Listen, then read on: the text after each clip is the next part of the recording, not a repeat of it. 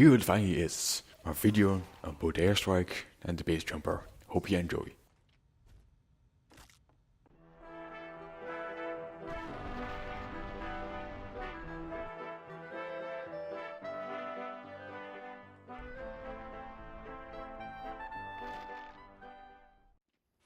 Hello ladies and gentlemen, my name is Twitter of Bloody Course. And in this video I will talk about the B.A.S.E Jumper and the airstrike. So let's start off with the B.A.S.E Jumper first. So the B.A.S.E Jumper is some kind of parachute thing you deploy at will when you press space, or your jump key in general, whatever your jump key is. So of course, as it is a parachute, it will slow down your descent, and you can redeploy it at will. So you can, if you want, can keep spamming your jump button and redeploying your parachute if you want to. I don't see why, but if you want, you can. This item is not really a weapon, it's an item. This item has some advantages, of course. One being the height advantage. So you might know, you might not know, but if you're playing as a soldier, it's generally easier to aim down instead of up. So if you are using the rocket launcher mainly, then it's easier to aim at an enemy that's down your level, because you can aim down and at their feet easier than when you're aiming up. So that will give you like an advantage to help you aiming if you're using the B.A.S.E Jumper. Another advantage this item has, it prevents you from getting fall damage. If you deploy this item, it doesn't matter how high you are, as long as you deploy this at the right time, then you can prevent yourself from getting fall damage, basically. Another advantage this weapon might have, and I do say might, and this weapon might have advantage to projectile-based weapons. And I do say might because, I mean, it depends on the skill of the person who is shooting at you, obviously. Because it's harder to aim at someone who is in the air with like a projectile-based weapon. I'm thinking about like the rocket launcher or the grenade launcher from the Demo Man. It's generally harder for them to aim at you when you are gliding through the air. I mean, it's not impossible to hit you, but it's a little bit harder. Now, you are more vulnerable to hit scan weapons. What do I mean by the hit scan weapons? Weapons that will, as soon as you shoot, they will hit you. Weapons that don't have any travel time, like the projectile-based weapons do. I'm thinking about mostly like bullet weapons, like the sniper rifle, the minigun, the revolver, the shotgun, and so on. Another disadvantage that this weapon has is, in some situations you are more noticeable. Like if you're gliding through the air with like a parachute on, you might as well have like a giant bullseye on you, or again, it depends on the situation, because if you are really high, the enemy might not even see you at all. And opposing to when you're just gliding through the air and in front of their face, they will notice you definitely. Keep that in mind. There are some situations where you're very noticeable, there's some situations where the enemy won't even see you, because you're flying that high.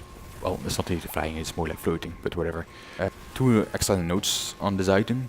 One, if you are being set on fire, you will kind of stay in the air. I'm not sure why this is. I guess this kind of has to do with the fact that, like, the principle of a hot air balloon, like, air that is warmer is lighter and goes up. I'm not sure why they implemented this feature, because it doesn't, like, we don't need it at all, but if you're on fire, you will stay in the air for longer, or for as long as you are on fire.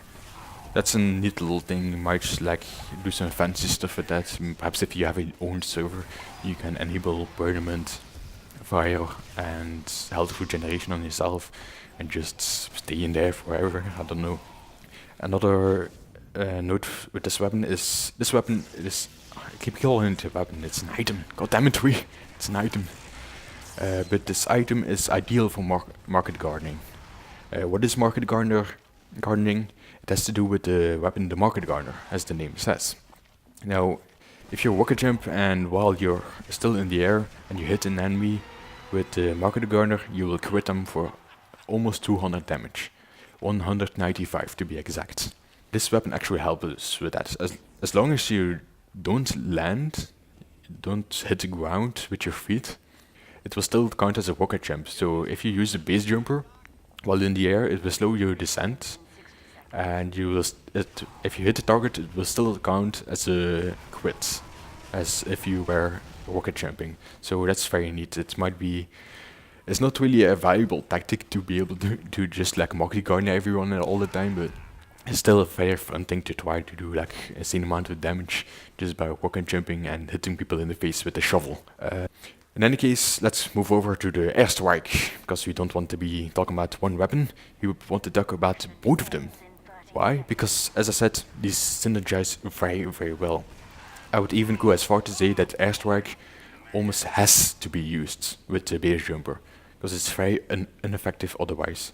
I know that like a few months ago in my video of the Love and War update, I was like saying that, well, this weapon should be used probably with the gunboats, but I don't know why I didn't connect the dots there when two items for the soldier were released at the same time, that they should be used together.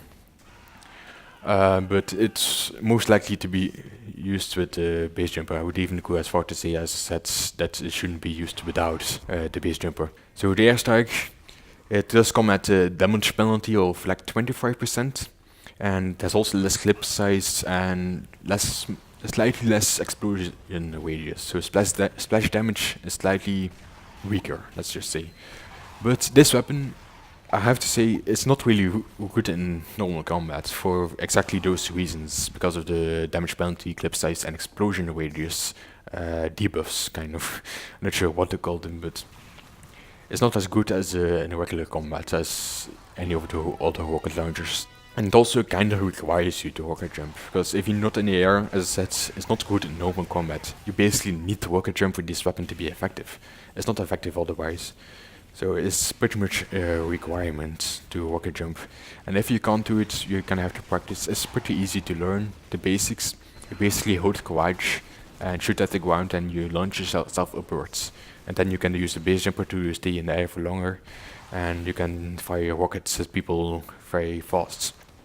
Again, it's not as effective as any of the other weapons, it's far less effective as the default weapon, but that's usually the case in Team Fortress. Usually, if you want to be sure that you're using the best loadout, 90% of the time the default loadout is the best one. But let's be honest, isn't it fun just to like launch a barrage of 8 rockets to an enemies below you? Isn't that just fun to do? And that's just what this weapon is all about. It's just like a fun gimmick. It's not really too effective. It's not a weak weapon, definitely not. I was actually pretty surprised by this weapon. It's actually pretty effective. Again, not as effective as the other weapons, especially the default one, but still, it is pretty effective and pretty fun to use. I think this is one of the rare occasions where I will actually use weapons other than the default ones, just because they are much more fun. Usually I just stick to the default ones. And this weapon is, I would definitely say that this is better than the B.A.S.E Bazooka. B.A.S.E Bazooka, one of the major reasons why I don't like it is because of the inaccuracy. Just look way too inaccurate and unpractical to use to me. That's why I see that the airstrike is a little bit of an equivalent to the B.A.S.E Bazooka. So that's a little bit of a tongue twister, but it's a bit of the equivalent, because like it also fires very rapidly, but this time it fires like a maximum of 8 rockets at a quick succession. But anyways, I hope you enjoyed this video. This is like a little bit of an overview of the B.A.S.E Jumper and the airstrike. Thanks for watching, and take care, folks.